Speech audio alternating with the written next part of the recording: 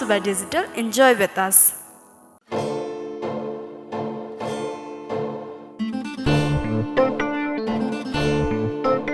नमस्कार दर्शकवृन्द, बीएम मनोरञ्जन समाचारमा यहाँहरूलाई हार्दिक स्वागत गर्दछु।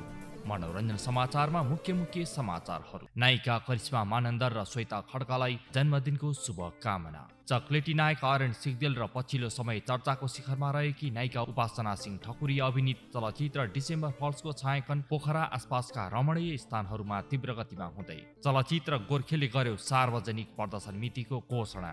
नायिका सुषमा कार्की र पत्रकार उत्सवको विवाद मिलापत्रमा टुङ्गियो।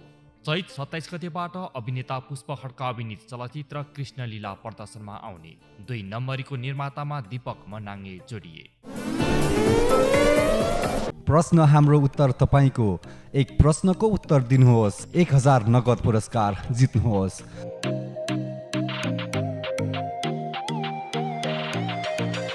गत हप्ता सोधेको प्रश्न टेलिभिजनमा देखाइएको दृश्य कुन चलचित्रको रहेको छ भन्नेमा यसको सही उत्तर चलचित्र आमा रहेको थियो, जसमा हामीलाई प्राप्त भएको सही उत्तर मध्येबाट एकजना छनौट गरेका छौं। विजेताको मोबाइल नम्बर रहेको छ 9841 97 24 38। बधाई छ तपाईलाई। पुरस्कारको लागि सम्पर्क नम्बर 0157136866 मा कार्यालय समयमा 1 हप्ताभित्र सम्पर्क गर्नुहोला। साथै बीएमएसडीबाट प्रसारण हुँदै आएको यस कार्यक्रम केही समयको लागि स्थगित गरिएको पनि यसै सूचना मार्फत सम्पूर्ण दर्शक वृन्दहरूमा जानकारी गराउन चाहन्छौँ। बीएमएसडी टेलिभिजन, नेपाली सिनेमा हरेकको मनमा।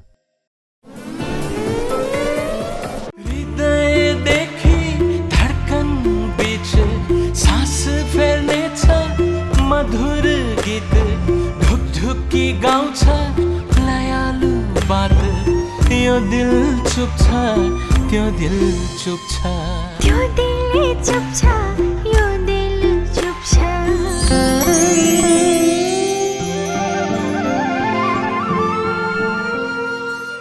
दिल चुप छ। यही माघ 1 गतेबाट डिसोम cinema hall channel number 888, max TV cinema hall channel number 444 र नेट टिभी भाया टिभीको भिडियो अन डिमान्ड सर्भिसमा उपलब्ध छ, मात्र रु 125 मा। अवश्य हेर्नुहोला।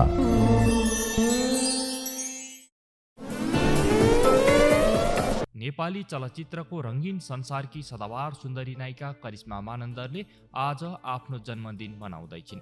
14 वर्षको कलिलो उमेरमै विक्रम सम्वत 2042 सालमा बनेको निर्देशक प्रकाश थापा निर्देशित चलचित्र सन्तानबाट अभिनय यात्रा सुरु गर्दै नेपाली रजरपटमा डेब्यु गरेकी नायिका करिश्मा आजबाट 47औं वर्षमा प्रवेश गरेकी छिन्। करिश्माको जन्म सन् 1974 फेब्रुअरी 4 मा भएको थियो। पछिल्लो चलचित्र हिरोसम्म आइपुग्दा जिन्दगीको कयौं वसन्त, उकाली ओह्राली, दुःख सुख, हाँसो रोदन जस्ता क्षणहरूलाई पार गरिसकेकी नायिका करिश्माले बुनु केसीबाट करिश्मा केसी हुँदै चलचित्र क्षेत्रमा पाइला राखेकी थिइन्।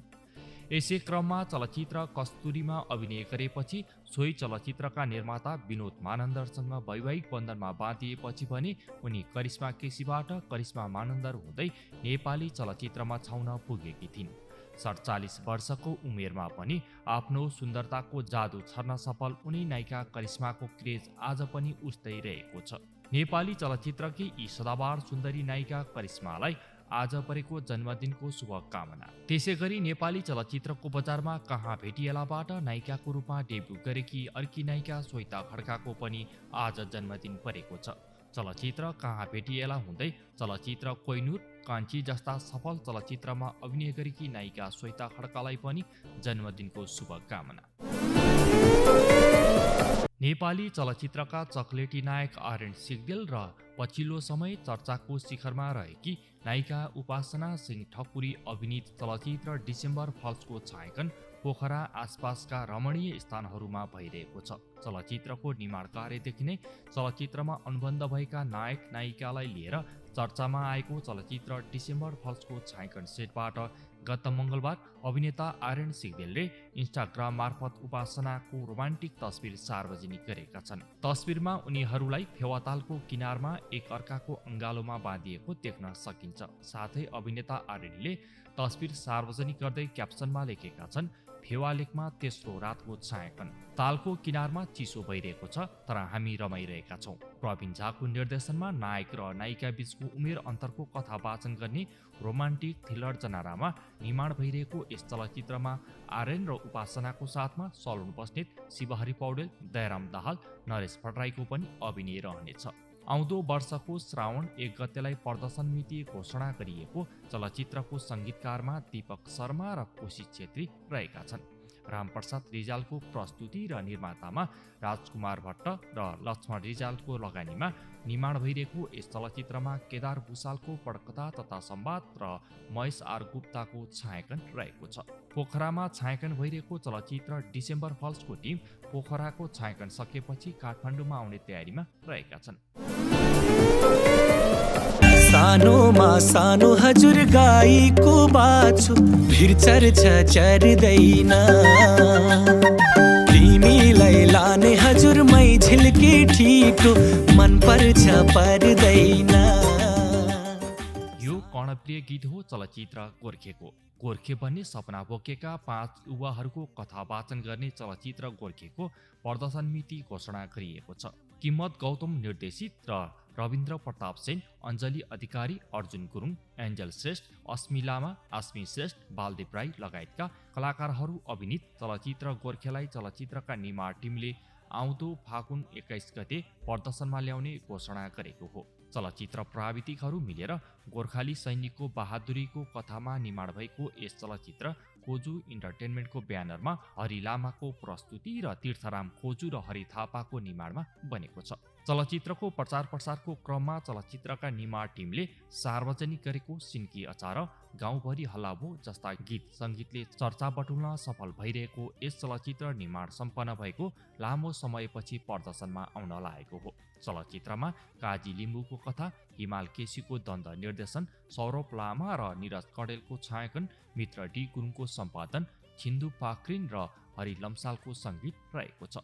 चलचित्रको छायाङ्कन पोखरा, काठमाडौँ लगायतका स्थानमा गरिएको छ। नायिका सुषमा कार्कीले काठमाडौँको लन्डन पब क्याफेमा आफूमाथि कुटपिट भएको भन्दै प्रहरीमा उजुरी दिएकी थिइन्। नायिका कार्कीले आफूमाथि कुटपिट र गाली गलौज भएको भन्दै नायिका श्वेता खड्काकी बहिनी आरती खड्का र पत्रकार उत्सव रसाइलीमाथि प्रहरीमा उजुरी दिएकी थिइन्। सोमबार साँझ अनिता वास्तोलाको एनिभर्सरी सेलिब्रेट गर्न लन्डन पबमा श्वेता, उनका श्रीमान विजेन्द्र सिंह रावत, आरती र उत्सव पुगेका थिए। सोही क्याफेमा नायिका सुषमा पनि साथीहरूसँग पुगेकी थिइन्। त्यही क्रममा सामान्य कुराकानी हुँदै गर्दा आफूमाथि आरतीले कुटपिट गरेको सुषमाले उजुरीमा उल्लेख गरेकी थिइन्। सोमबार राति दरबारमाग स्थित लन्डन पबमा उनीहरूबीच झगडा भएपछि नायिका सुषमाले मङ्गलबार महानगरी प्रहरी ब्रिज दरबारमागमा आफूमाथि कुटपिट र गाली गलौज भएको भन्दै उजुरी दिएकी। यसै क्रममा बुधबार दिउँसो दुवै पक्षलाई बोलाएर प्रहरीले लामो छलफलपछि विवाद सल्टाएको छ।